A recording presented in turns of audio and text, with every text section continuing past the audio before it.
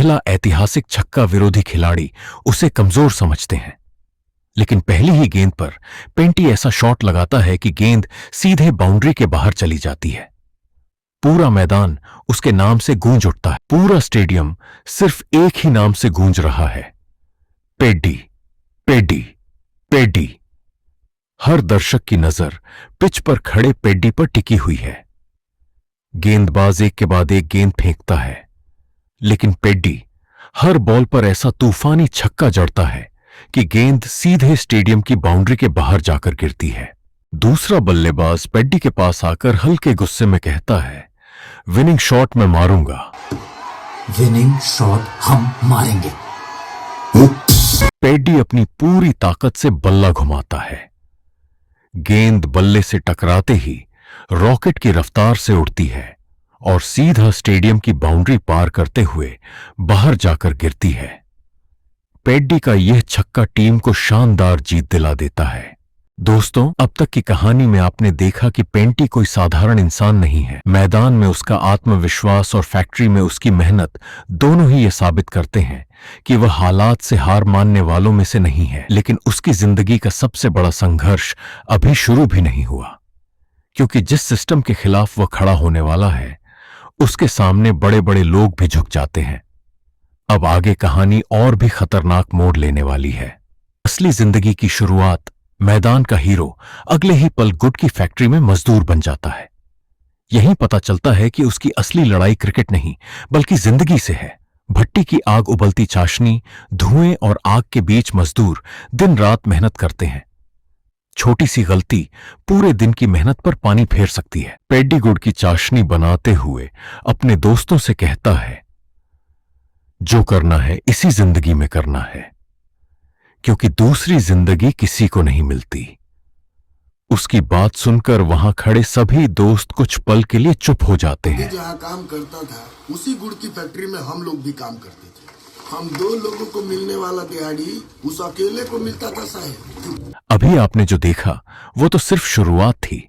असली खेल अब शुरू होने वाला है, जहां एक फैसले से पूरी कहानी बदल जाएगी। मालिक का जुल्म फैक्ट्री। मालिक मजदूरों को इंसान नहीं बल्कि मशीन समझता है। उनकी मेहनत का कोई सम्मान नहीं है। मजदूरी का अन्याय, रात को मजदूरी बांटी जाती है। एक बूढ़ा मजदूर अपने पूरे पैसे मांगता है, लेकिन ठेकेदार उसे सबके सामने बेइज्जत कर देता है। पेंटी का गुस्सा ये अपमान देखकर पेंटी के अंदर का गुस्सा फूटने लगता है। उसे समझ आ जाता है कि यहां हक मांगने से नहीं मिलेगा। कठिन जिंदगी फैक्ट्री के अलावा मजदूरों को और भी अपमानजनक काम करने पड़ते हैं। कम पैसे और मुश्किल हालात उनकी रोजमर्रा की जिंदगी बन चुके हैं। टूटे सपने, सेकंड हैंड कपड़े और छोटी छोटी खुशियों के सहारे ये लोग जिंदगी काट रहे हैं। लेकिन पेंटी अब इस हालात को बदलना चाहता है। कम पैसे और मुश्किल हालात उनकी रोजमर्रा की जिंदगी बन चुके हैं। गांव लौटने का सफर। काम खत्म होने के बाद मजदूर लंबा सफर तय करके अपने गांव लौटते हैं। रास्ता कठिन है, लेकिन उम्मीद अभी भी बाकी है। चुनने का हक है सिर्फ हमारे गांव के लोगों को छोड़कर। पता है कैसा है? रास्ते में ऊंचे पहाड़ और उफनती नदियां आती हैं, लेकिन कोई दूसरा रास्ता न होने की वजह से वे मुश्किल सफर तय करते हुए आगे बढ़ते रहते हैं। यहीं पर फिल्म ऐसा ट्विस्ट देती है जिसकी किसी ने भी कल्पना नहीं की थी, और यकीन मानिए इसके बाद कहानी पूरी तरह बदल जाती है। ट्रेन का इंतजार। रेलवे ट्रैक पर खड़े होकर सभी लोग घंटों ट्रेन का इंतजार करते हैं। उन्हें उम्मीद होती है कि शायद इस बार ट्रेन रुक जाए। टूटी हुई उम्मीद। ट्रेन तेज रफ्तार से निकल जाती है। मजदूरों की आवाज और इशारे बेकार साबित होते हैं। यह पल पूरे गांव की बेबसी दिखा देता है। एक बूढ़े बाबा हाथ में लाल झंडा लेकर पटरी के किनारे खड़े होकर ट्रेन रोकने की कोशिश करते रहते हैं। वह बताते हैं कि पिछले 30 सालों से इसी उम्मीद में है कि एक दिन यहां ट्रेन रुकेगी, ताकि गांव वालों का 2 दिन का पैदल सफर कुछ ही घंटों में पूरा हो सके। तभी वह एक मजदूर से कहते हैं, तेरे घर बेटी हुई है। अगर यहां ट्रेन रुकती तो तू उससे बहुत पहले मिल जाता। अपने गांव पहुंचते ही पेडी जोर से आवाज लगाता है, मां कहां हो? हाथ झटकते हुए वह मां से कहता है, मां, मैं 30 साल का हो गया हूं, आखिर मेरी शादी कब कराओगी? कैसी भी लड़की मिल जाए, लंगड़ी हो या लूली, मुझे कोई शिकायत नहीं होगी, बस अब मेरा भी घर बसा दो। बेटे की यह बात सुनकर मां कुछ पल चुप रह जाती है और उसके चेहरे को देखने लगती है।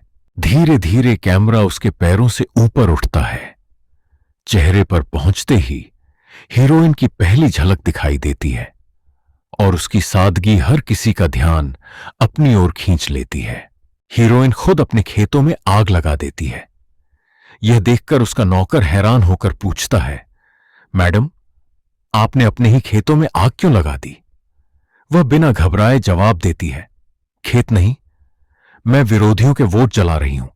जैसे ही आग फैलेगी उनकी पार्टी के सारे वोट गिर जाएंगे और लोगों का भरोसा हम, क्योंकि अब मैदान में सिर्फ खिलाड़ी नहीं बल्कि राजनीति भी उतरने वाली है। कुछ ही देर बाद हीरोइन फूलों से सजी अपनी रेहड़ी के पास चौराहे के बीचों बीच पहुंच जाती है। चारों तरफ गांव के लोग इकट्ठा हो जाते हैं। वह ऊंची आवाज में कहती है, विरोधी पार्टी के नेताओं ने हमारे खेतों में आग लगा दी। अगर आप इस अन्याय का जवाब देना चाहते हैं तो इस बार अपना वोट हमें दीजिए। उसकी बात सुनकर भीड़ उसके समर्थन में नारे लगाने लगती है। उसी भीड़ से थोड़ा दूर खड़ा पेडी पहली बार उसे ध्यान से देख रहा होता है। उसकी बेबाकी और हिम्मत देखकर पेडी का दिल उसी पल उस पर आ जाता है। वह अपने दोस्त से धीमे से कहता है, ये लड़की एक दिन मेरे प्यार में जरूर पड़ेगी। रात को हीरोइन के घर दावत का माहौल होता है। इसी भीड़ का फायदा उठाकर पेडी और उसका दोस्त चुपके से अंदर घुस जाते हैं। दोस्त अपनी साइकिल ट्रांसफार्मर पर फेंक देता है और पूरे इलाके की बिजली गुल हो जाती है। अंधेरे का फायदा उठाकर पेडी हीरोइन के बिल्कुल करीब पहुंचता है और अचानक उसे चूम लेता है। इससे पहले कि कोई कुछ समझ पाता, वहां अफरा तफरी मच जाती है। अंधेरे में दिया हुआ वोट, ये मत समझना पकड़ा नहीं जाएगा। दोस्तों, कहानी अब उस मोड़ पर पहुंच चुकी है जहां हर फैसला पूरी जिंदगी बदल सकता है। पेंटी का हर कदम अब सोच समझकर उठाया जा रहा है। उसके सामने सिर्फ जीतने का लक्ष्य नहीं बल्कि अपने गांव के लोगों की उम्मीदें भी हैं। लेकिन दूसरी तरफ उसके दुश्मन भी पूरी तैयारी के साथ मैदान में उतर चुके हैं। अब खेल पहले से कहीं ज्यादा बड़ा होने वाला है। तो अंधेरे में ली हुई पप्पी मायने नहीं रखती का? उस रात पकड़कर पप्पी लेने वाले हम ही थे। विरोधी पार्टी का एक नेता अपने साथियों से कहता है, अगर हमारी विरोधी नेता सबके सामने बेइज्जत हो गई तो शर्म के मारे यह शहर छोड़ देगी। हीरोइन के कपड़ों की डोरी काट देता है, लेकिन ठीक उसी पल पेडी सब कुछ देख लेता है, गिरा देता है। देखते ही देखते वह पर्दा हीरोइन के चारों तरफ ढाल बन जाता है।